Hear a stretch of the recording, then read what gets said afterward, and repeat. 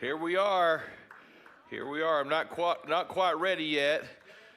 We'll get there in just a second. There we are. Turn over here. Grace and peace, everyone. It is good to see everybody tonight. If you did not hear the announcement earlier, Pastor Kurt made it home from Houston on Sunday. Was feeling really good Monday and yesterday, and started feeling bad again this morning. And he was planning on being here tonight. He sure misses y'all. He's ready to get back in the groove. So pray that next week he will have his strength and will be able to be here to teach. He's going to try to preach in the modern service on Sunday. And we've got a backup plan if he won't be ready. But that's what's going on with Pastor Kurt. Keep praying for him. He's so grateful for your prayers, and he really, really does appreciate it. Well, we are going to continue in our study of the book of Exodus. We're going to be in chapter 4, if you want to go ahead and open your Bibles. But before that, maybe I've told you, or you've heard me in worship talk about this book that I've been going through for the last couple of months called Steps by John Ortberg. It's a remarkable book. I can't recommend it enough. It is a book about Alcoholics Anonymous's 12 steps. And basically the premise of the book is even if you don't have an outward addiction, like the traditional addictions like alcohol, drugs, sex, food, whatever it may be, that the 12 steps can be used as a tool for God to transform your life. And it's really, really powerful. It's a great book. So I've been listening to it back and forth, taking the kids to school and to work. And I'll have to stop it because these things are so, just like these paragraphs or a couple of sentences are just like incredible.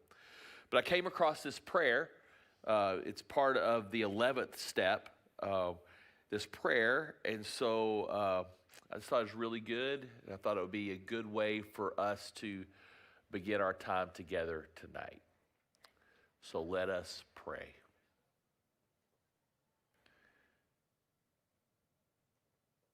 God, tonight, direct our thinking so that it may be divorced of self-pity, dishonesty, self-will, self-seeking, and fear. God, inspire our thinking, decisions, and intuitions. Help us to relax and take it easy. Free us from doubt and indecision. Guide us through this day and show us our next steps. God, give us what we need to take care of any problem. I ask all these things that we may be of maximum service to you and our fellow humans. In your name we pray. And everyone said, Amen. All right, gang. If you'll remember, we finished chapter 3 yesterday, and we are with Moses. This is one of the things that the way in which Moses and the people who transmitted Moses' work down through the centuries intended to do is you're supposed to be right there with him. That is the invitation, is to join Moses and to join the presence of God at the burning bush. And to consider the context in which Moses is receiving these words, and to think about the context in which you're living your life today may need to hear these words, right? And so God is sending Moses back to where he was raised to deliver the people of God, the Israelites, from slavery. There's 5 of these. I've got a slide of these on the screen. Yeah, this is. I couldn't figure out exactly what I wanted to call them. I mean, Moses questions God, but they're not all questions. And so I just decided to land on that. These are the ways that Moses challenges God. We covered the first 2 last week. Who am I? And who was Moses, really? Failure. Talked about all the things were stacked up against him.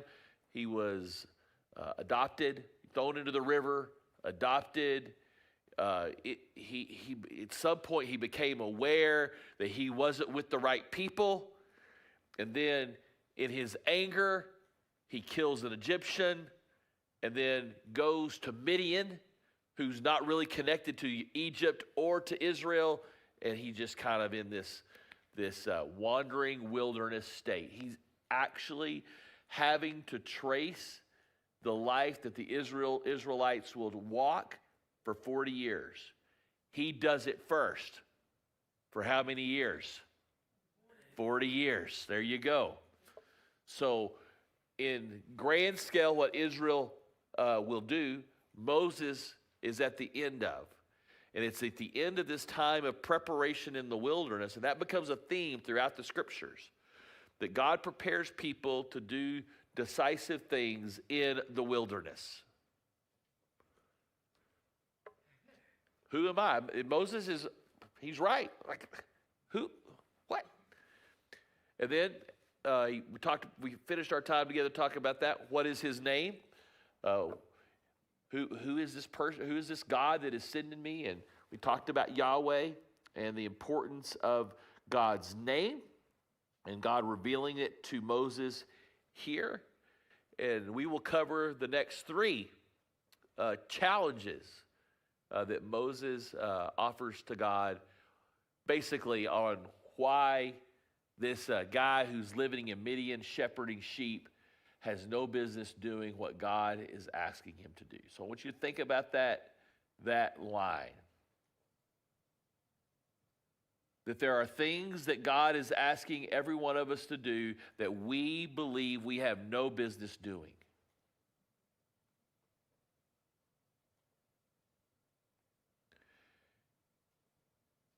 And God will not have it. I call it ninny bopping. That we look at ourselves and we push ourselves down. And that's not what God sees. God sees something fundamentally different than what we see in ourselves. So how are we going to handle it? What are we going to do? All right. Any questions before we move forward? All right. Moses answered, all right, what if they do not believe me or listen to me and say, Yahweh did not appear to you? Then Yahweh, I'm going to keep saying Yahweh. I think it helps us here. Then Yahweh said to him, what is that in your hand? Your hand. And it is a staff. I looked at the Hebrew today, and that is not there. He just says staff. Well, whose staff is it? It was in Moses' hand, so whose staff is it? It's Moses' staff. Now you may think, well, duh. Well, you need to circle that. Because this is what God does. And I've heard Pastor Kurt say this repeatedly, and it's so important, especially relative to when God is asking us to step towards him, to step out and be an instrument of his grace in the world. He never asks us to come empty-handed. There's always something that we have to bring to the party. Now, he radically transforms that. Think about the feeding of the 5,000. At least in the Gospel of John, the little boy has what? 5 loaves and 2 fish. He wasn't empty-handed. He had something, and he offered it to Jesus, and Jesus performed a miracle. Could he have done it without those 5 loaves and 2? Sure, he could have. But the thing to get is God doesn't. There's always something. We are all the way back to Genesis chapter 2, particularly in verse 15, that we constantly talk about around here. We are God's partners. And the partnership is something that God deeply values and desires. And so whatever we have, God will use that in a powerful way. So we're all in agreement that this is Moses' staff, that he is using to do what? Shepherd sheep. Herd sheep. Let's see what God does to this staff. The Lord said, throw it on the ground. Moses threw it on the ground, and it became a snake, and he ran from it. All right, that's weird. So one of the things you are supposed to do here is to think about a couple of things. Number one, the biblical story has spoken of a snake before, serpent. That's Genesis chapter 3. This theme of snake or serpent crusher. Remember, if you'll turn back over real quick to Genesis 3.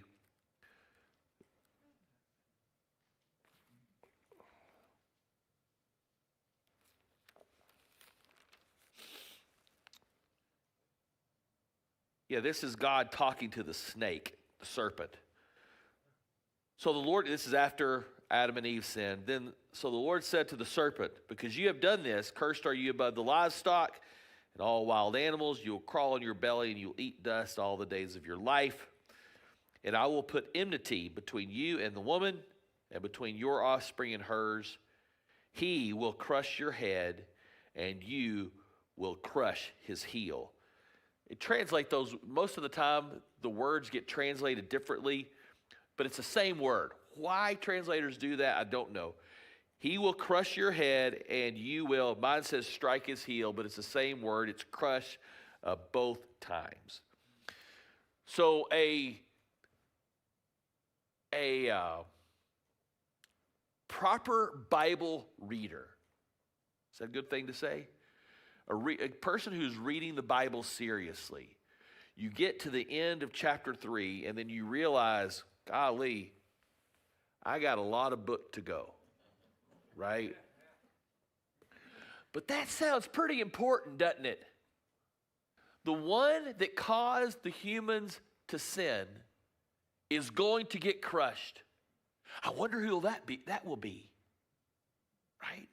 And so page after page, you turn, and you're looking for this snake crusher. And so when you start reading about snakes, I wonder if it's Moses. I wonder if Moses might be the snake crusher. This is free. When you go to the book of Samuel, one of the most famous stories in 1 Samuel is David slaying Goliath, right? I want you to go home and read that tonight or tomorrow, and read especially the description of Goliath's armor. It's going to blow your mind. It uses the word bronze and scales over and over and over again. The word bronze has the same 3 consonants that the word snake does. Yeah, crazy, isn't it? And what also has scales? A snake. Oh, what does David do to Goliath? He hits him in the head and then cuts his head off. By golly, that's got to be the snake crusher. That's the only conclusion that a good Israelite reader of the Bible would have drawn in that moment. He is the snake crusher. Until when? The snake crushes him. Whenever he looks Bathsheba and he takes her. It's the same words that is used in Genesis 3 to describe what the woman did to the fruit. She saw. David saw. The woman took. David took. And so you get to the end of the David and Solomon cycle, and it's like, where's the snake crusher? And then we, as followers of Jesus, we come to the realization, through his death and resurrection, the snake is finally crushed, right? All right, now we're back to the paying part of this. Okay, all right, let's see. All right, so we got snakes. The other thing you got to think about when you talk about snakes is the fact that all of Moses' growing up life, he was face to face with snakes every day. And y'all know this. I've got a picture of a Pharaoh. There it is. That is typical Pharaoh garb, right? And look what is on his forehead. Is a snake, right? That is called you ain't ready for it? Uraeus. Y'all know that word? Uraeus? It's almost like Uranus or your urethra. It's like all this bad stuff, right? Yeah, there you go. It's Uraeus. That's what that cobra is on Pharaoh's forehead. This serpent is a symbol of the Egyptian goddess Wadjet, W-A-D-J-E-T. And Wadjet was believed to be a fire spitter, and you can see a lot of these images of the cobra spitting fire at Pharaoh's enemies. So the image is that the serpent protects Pharaoh. Wadjet was one of Ra's daughters. Amun-Ra is the chief Egyptian god. And so there's a lot of imagery, Egyptian imagery. And that's why Pastor Kurt's so good at this stuff, is there's a lot of Egyptian imagery that needs to get uploaded that we miss because, heck, we live in West Texas. We don't talk about Egyptology very much, right? And so just think about this. Moses growing up day after day after day, he sees this snake. And that snake represents protection, right? And now God is calling him to do something that he desperately needs protection to do. But it comes from a fundamentally different place than the protection that Wadjet was allegedly able to give. Let me show you a video. This will kind of be a 2-minute summary of kind of what I just said. Let's watch it.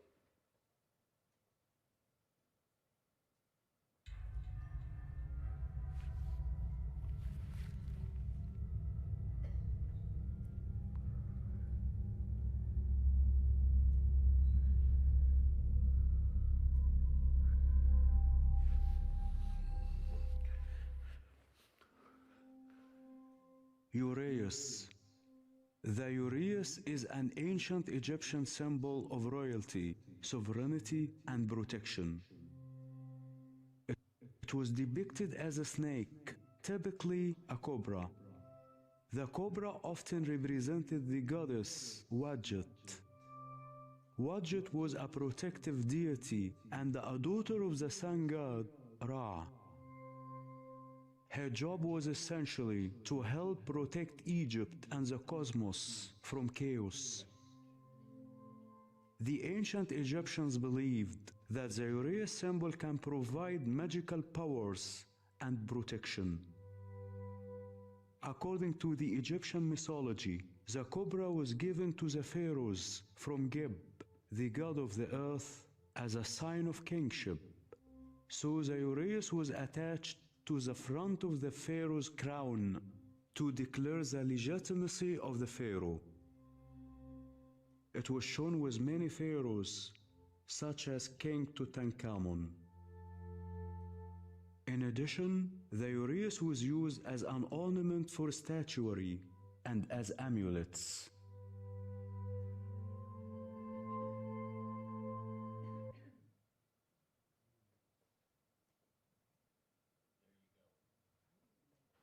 All right. So, kind of keep all that imagery in the back of your mind as we walk through this today. Question for you real quick. They said that he was the God of the earth. Is that tied back into the devil being sort of earth is his realm? Is there any connection with that potentially? Now, say again what you heard him say?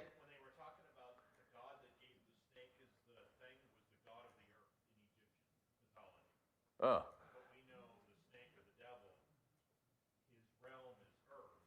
Oh yeah, and maybe the dust part. Yeah, maybe that's where they got some of that stuff. Yeah, yeah, that's very good, very astute. The point. All right. So Moses is smart enough to run from this snake.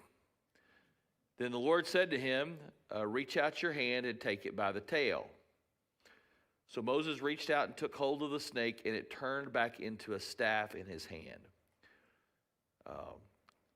This, said the Lord, is so that they may believe that Yahweh, the God of their fathers, the God of Abraham, the God of Isaac, and the God of Jacob, has appeared to you.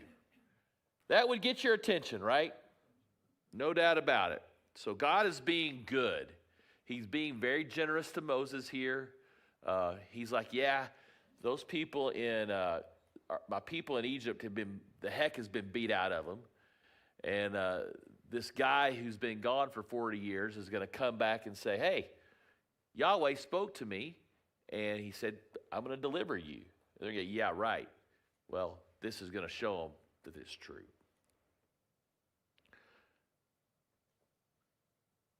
Then the Lord said, put your hand inside your cloak. So Moses put his hand inside his cloak. And when he took it out, the skin was leprous. It had become white as snow. Now put it back in your cloak, he said. So Moses put his hand back into his cloak. And when he took it out, it was restored like the rest of his flesh. Then the Lord said, if they do not believe you or pay attention to the first sign, they may believe the second. But if they do not believe these two signs or listen to you, take some water from the Nile and pour it on the ground, the dry ground. The water you take from the river will become blood on the ground. You see what God's doing here? So he gives 3 different signs. All of these signs, to some degree, are going to be repeated when God seeks to deliver the people from Egypt. They get skin diseases. The word here is leprosy, but it's really better translated a skin disease. You know, they get boils, right? The first plague is the Nile turns to blood. And to give Pharaoh an out before any of the plagues start, this whole snake thing happens. We'll look at that in just a moment. So he's kind of getting them ready. I want to show you a passage from Exodus 15. He said, this is God speaking to the Israelites. He said, if you listen carefully to the Lord your God and do what is right in his eyes, if you pay attention to his commands and keep all of his decrees, and remember, none of that's been given yet, I will not bring on you any of the diseases I brought on the Egyptians, for I am Yahweh who heals you. So it's like this action of Moses putting his hand in his cloak. It's not just this, ooh, but it is a invitation to look into the future of what God is going to do in the lives of the Israelites. He is going to heal them. You probably heard this before, but I think it bears repeating. The easy part was getting the Israelites out of Egypt. That was the easy part. The hard part was getting Egypt out of the Israelites. It's kind of like the whole true and false self that we've been talking about it on Sunday mornings. It's one thing to say, Jesus, I believe in you, I want to follow you. But it's another thing to become our true self, leave our false self behind us, and become the true self that God has made us to be from before the foundation of the world. That's the challenging part.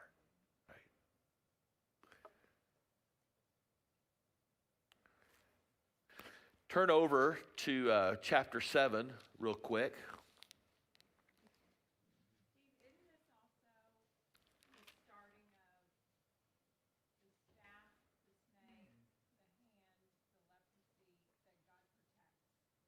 Yeah, God is the protector. Yes. Yes, God protects. That is right. It's not what's her name? Wadjet. It's not Wadjet who protects. Because one of the things that the book of Exodus does in the first half of the book is it systematically, in front of Moses' very eyes, debunks the whole Egyptian hierarchy of gods or whatever. It doesn't just randomly do it, but all of the plagues say, it goes, remember the plague of it going dark? That's the number one god, Ra. Ra, the sun always shines because Ra always shines and gives life. Not that day. Yeah. All right. Go back over to chapter 7 real quick. Flip over there. Beginning in verse 8. The Lord said to Moses and Aaron, when Pharaoh says to you, perform a miracle, then say to Aaron, take your staff and throw it down. See how Moses is now speaking God's words? God said to throw down your staff. Now Moses is saying to Aaron, throw down your staff. And it will become a snake. So Moses and Aaron went to Pharaoh and did just as Yahweh commanded, and threw his staff down in front of Pharaoh and his officials, and it became a snake. Pharaoh then summoned wise men and sorcerers, and the Egyptian magicians also did the same thing by their secret arts. Each one threw down his staff, and it became a snake. But Aaron's staff, for those of you who are following along in worship on Sunday morning, there's a big Vav right there.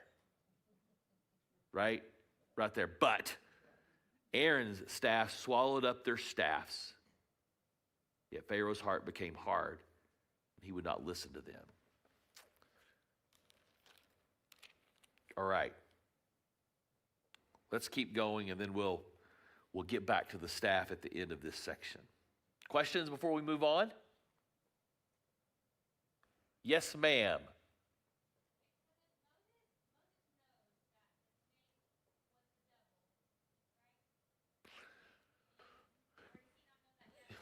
Oh, I don't know. That's a great question. Did the Israelites in Egypt know their origin story? Probably. And so there's probably some sort of understanding that, yeah, that the serpent in the garden did these things to Adam and Eve. So I would say yes, he knew that story. No, he's wanting Moses. Yeah, that's the thing he's wanting Moses to remember is how you were raised to believe that Wadjet protected you and protected the kingdom. I am going to protect you. I am going to be with you. And this staff in this moment is going to be a remembrance of that, right? And all of the power of Egypt that gets consolidated in the idea of that snake, my power is greater. That's what I think God is trying to get Moses to understand. And because we're so far removed from that, we don't get any of it unless we kind of understand. I mean, just think about that. He saw that every day of his life. And that was beat into him that Wadjet is here. Wadjet's going to take care of us. Do what? He did run. That's right. That's right. I wonder what Moses would have done if he said, pick it up by the head. See how gracious God is? I mean, that's so gracious to say, pick it up by the tail, right? Yeah. So gracious. All right. Number 10, verse 10. Moses said to Yahweh, pardon your servant, Lord. Yahweh, I have never been eloquent, neither in the past nor since you have spoken to your servant. I am. So going back, what's the first question Moses asked? Who am I? And so now Moses is actually getting more in touch and more honest with who he thinks he really is. I am slow of speech and tongue. Notice here, God doesn't disagree with him. He doesn't. But instead, because think about how did God respond to Moses' first challenge? Who am I? How did God answer that? I will be with you. So notice the movement. Whenever we are being invited by God to be his instrument of being a blessing out into the world, and we say, who am I? God doesn't give these long answers about how, no, you can do it. He doesn't say that. Instead, I am with you. All right.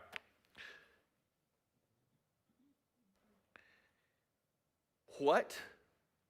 And this is a repeat from Sunday. So this would be good review for those of y'all who were here and those of you who weren't. This will be the first time. As you sit here tonight, September 17th, 2025, what is the truest thing about you?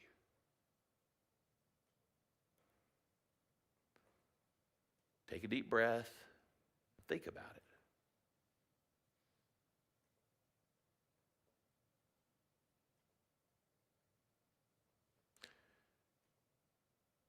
The thing that may come to mind is maybe the truest thing about me is I feel like I'm overwhelmed.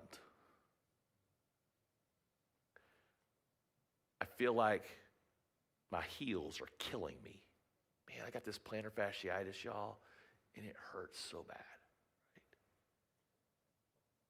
Maybe you have a child that's sick, and you're really worried about them. Or you get where I'm going. Just what is the truest thing about you right now? And the hope is that as we continue to grow in our trust in God, that there will be this movement that when a question like that arises, or day by day as you do face different challenges, you may, this is true. It's true that I'm really, really worried about the decisions my kids are making. But that's not the truest thing about you. The truest thing about you is that your life right now is hidden with Christ in God. That is the truest thing about you. And that's not new to what's going on in the New Testament. Moses, who am I? That's the truest thing in Moses' mind. That was the truest thing about him. Is he had no business, no capacity to be Israel's deliverer. Who am I? God didn't say that. You're right. He didn't say that, but he could have, but it doesn't matter. Because the truest thing about him is that God was with him. And so if we can discipline ourselves that when life starts, wait before I get too geared up. The truest thing about me is my life is hidden with Christ in God. That's from Colossians 3, 1 through 17. It's just such an important passage for us, for sure. All right. So you've got to kind of pull that first one forward to kind of think about this one. He does not dismiss the fact that he is slow of speech. And we can conjecture, maybe he was slow of speech because maybe for the first 3 or 4 years of his life, his actual biological mom raised him. It could have been that long. Children were weaned much later back then, so it could have been that long. And maybe that created some sort of insecurity in him as he was learning Egyptian. Maybe. Well, heck, so now he's having to learn Midian. It's all these different languages that he's trying to learn, right? Then no. And so, but it doesn't matter because the Lord responds. Yahweh said to him, verse 11, who gave human beings their mouth? Who makes them deaf or mute? Who gives them sight or makes them blind? Is it not I, Yahweh? Now go. I will help you speak. It's another way to say, I will be with you, right? I will help you speak, and I will teach you what to say. But Moses said, pardon your servant. Moses has a lot of gall here. To call himself Avad, he's calling himself Avad, what we were made for, right? But saying, I'm not going to Avad, right? Lord, please send someone else. I've got a sin to confess to y'all today. Well, maybe it's not a sin, but maybe it's a mistake. See, anytime you open the scriptures, you learn something new.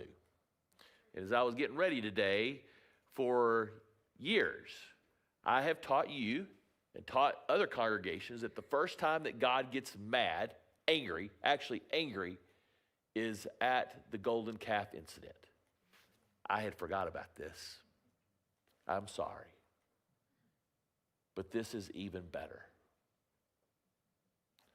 What makes God angry? In this whole line of questioning and the conclusion that Moses is drawing, that Moses actually doesn't have the capacity to do what God is calling him to do, that makes him angry. Cressy?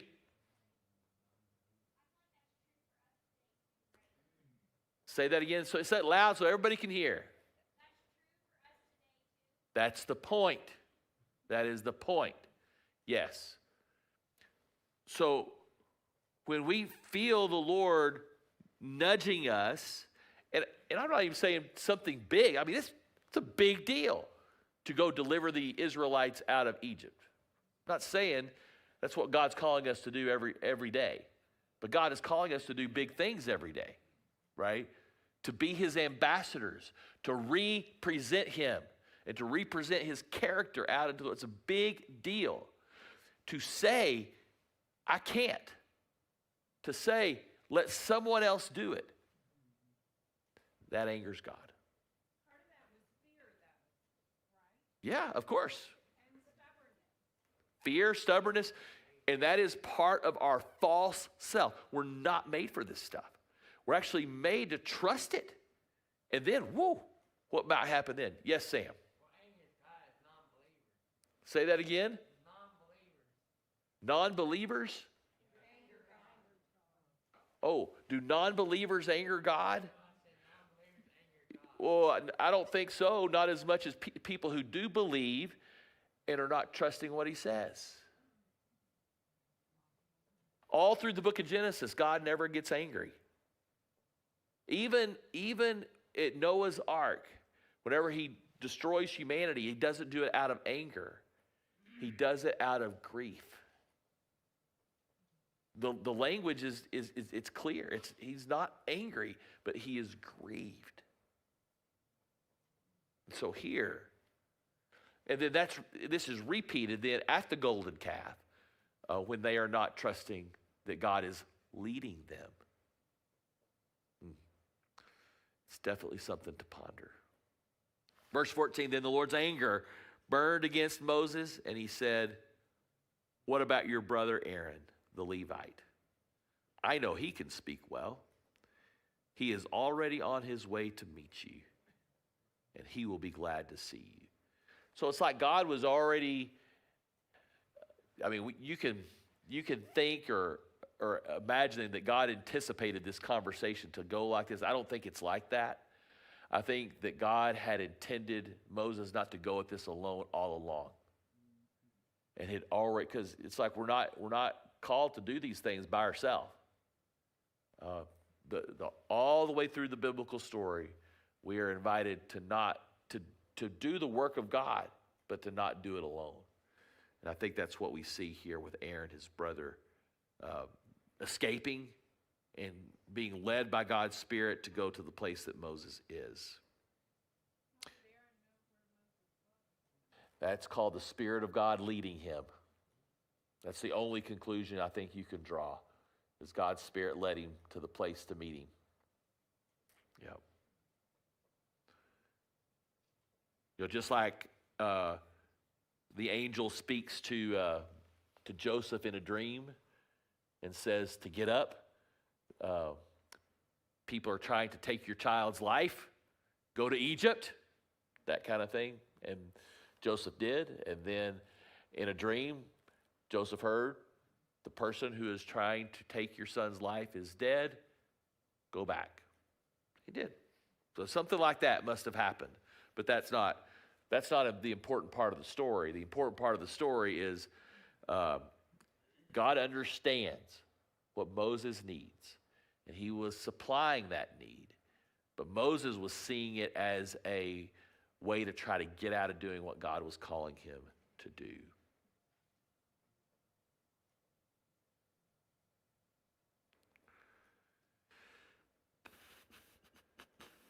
All right. He will speak to the people for you, and it will be as if he were your mouth, and as you were God to him. Wow. But take this staff in your hand so you can perform the signs with it. The staff is very important. It represents God's protection, God's power, right, and God's authority over the Egyptians.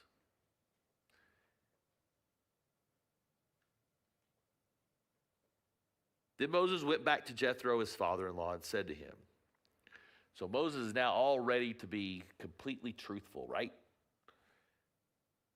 Let me return to my own people in Egypt to see if any of them are still alive. I think Moses is spinning the truth a little bit there. It's just very interesting what he chooses to say and not say. Jethro said, "Go, and I wish you well." Now Yahweh had said to Moses and Midian, "Go back to Egypt, for all those who wanted to kill you are dead." Isn't that interesting? That's exactly the same thing that the angel says to Joseph when they are in Egypt. Same thing. So fascinating. This is so good. So Moses took his wife and sons, put them on a donkey, and started back to Egypt. And he took the staff of God in his hand.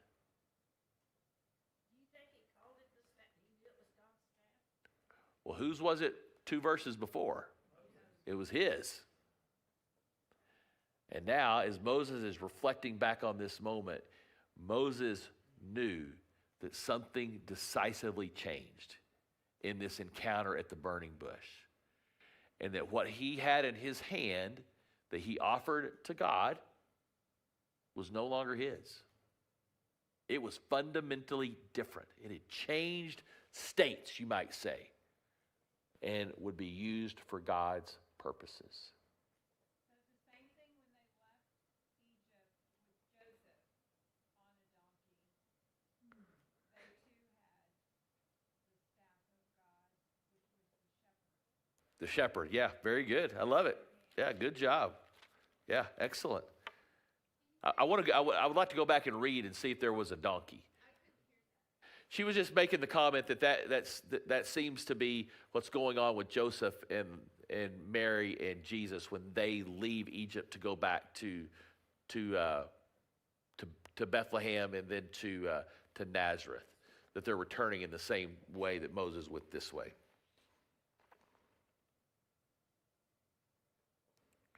The Lord said to Moses, "When you return to Egypt, see that you perform before Pharaoh all the wonders I have given you the power to do. But I will harden his heart so that he will not let the people go." Now, this is the second time that Moses has pretty much been informed that this is not going to go well. And one of the things about us is that we are great at having selective hearing.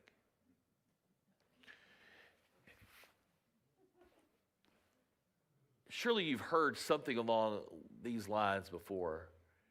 If you follow Jesus as Savior and Lord, everything in your life is going to go swimmingly. Something along those lines.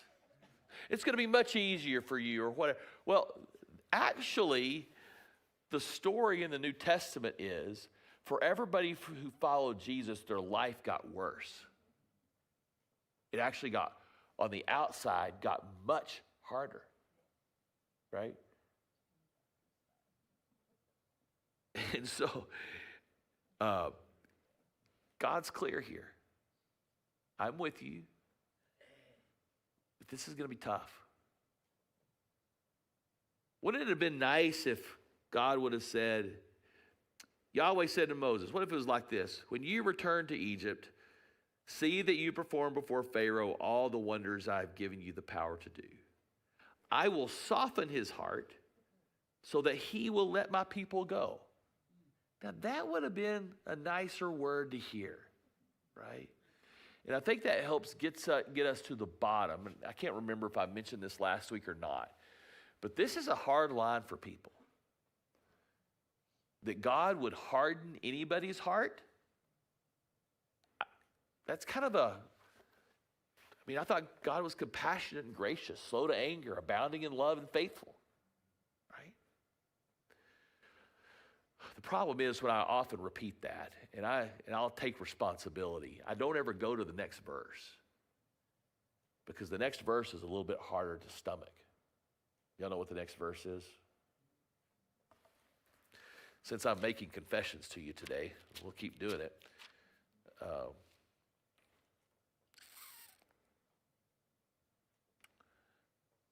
And he passed in front of Moses. This is Exodus 34:6. He passed in front of Moses, this is God, proclaiming, Yahweh, Yahweh, the compassionate and gracious God, slow to anger, abounding in love and faithfulness, maintaining love to thousands and forgiving wickedness and rebellion and sin. Yet, he does not leave the guilty unpunished. He punishes the children and their children for the sins of the parents to the third and the fourth generations. Ugh. Why can't we just stick with the first part, right? And I think that helps us get to come to grips with what this whole thing is about God hardening Pharaoh's heart. Did we talk about this any last week? None of it? Okay.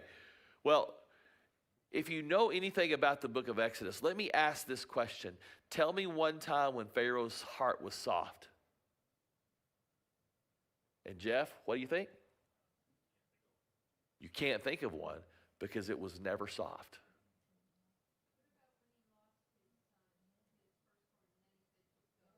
Finally, just go. But it's almost like he'd gone all through all of this stuff, and then what did he immediately do after he said, let him go? Yeah. It's like, so it's very hard to fathom this because we kind of like Yul Brynner. I mean, you know, you kind of like him if you kind of like Yul Brynner and so you don't want to think that Pharaoh's the most evil character in the Bible so far. He's a bad dude. And so, Pharaoh never had a softened heart. I really do think Paul helps us in Romans chapter 1. If you want to flip over there really quick, I think it's just helpful.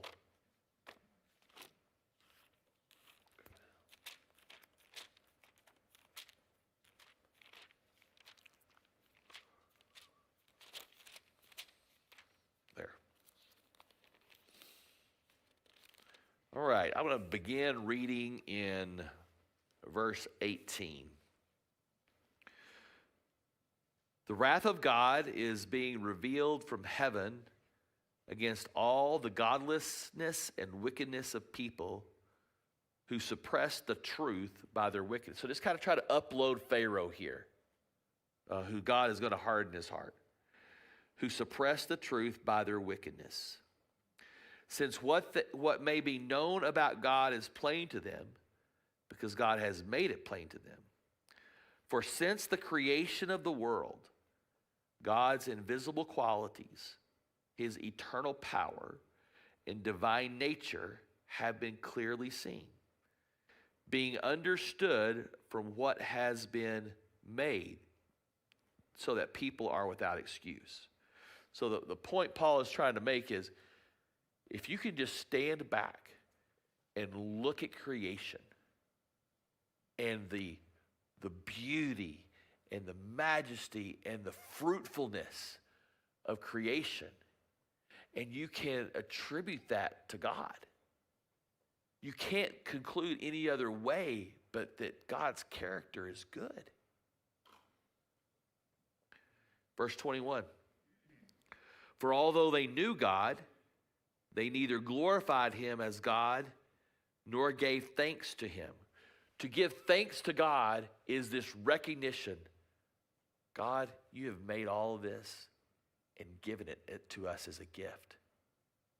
Without it, we would not have life. We would not be, right? So it's this gift. But their thinking became futile, and their foolish hearts were darkened. Although they claimed to be wise, they became fools and exchanged the glory of the immortal God for images made to look like mortal human beings, and birds and animals and reptiles. Boom! Snake on the head. Right there. Verse 24, this is the kicker. Therefore God gave them over in their sinful desires of their heart to sexual impurity and the degrading of their bodies. They exchanged the truth about God for a lie, and they worshiped and served created things rather than the Creator who is forever praised. So God hardening Pharaoh's heart is God saying, okay, have it your way, right? I love this quote by C.S. Lewis. He says, I'm convinced that when we kneel before God in heaven, that we are going to say to God, thy will be done. Or God is going to say to us, thy will be done.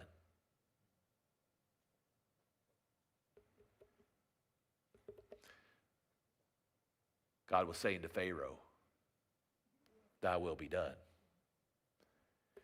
That is hardening someone's heart, giving them over to who they are in the first place.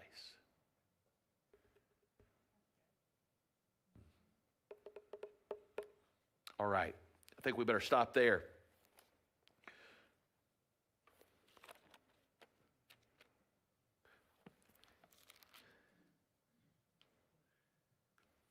We will pick up, either Pastor Kurt or myself will pick up in verse 22 next week. Anybody have a question for the good of the group? No kidding. Man, you're on a roll today.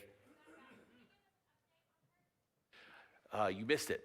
So yes, Pastor Kurt got home on Sunday and was feeling really good Monday and Tuesday, and had a really bad night last night. He was going to be here to teach, and he just couldn't go. So the plan is for him to be here Sunday morning, but we're going to make that call probably tomorrow for sure. But that's the plan, is for him to be here to preach in the modern service. I'll say try to ease him back into things, but I would like for him just to take it easy a few more days, so when he comes back, he'll be full tilt. All right. May the peace of our Lord Jesus Christ go with you wherever he may send you. May he guide you through the wilderness, protect you through the storm. May he bring you home rejoicing at the wonders he has shown you. May he bring you home rejoicing once again into our doors. In the name of the Father, and of the Son, and of the Holy Spirit.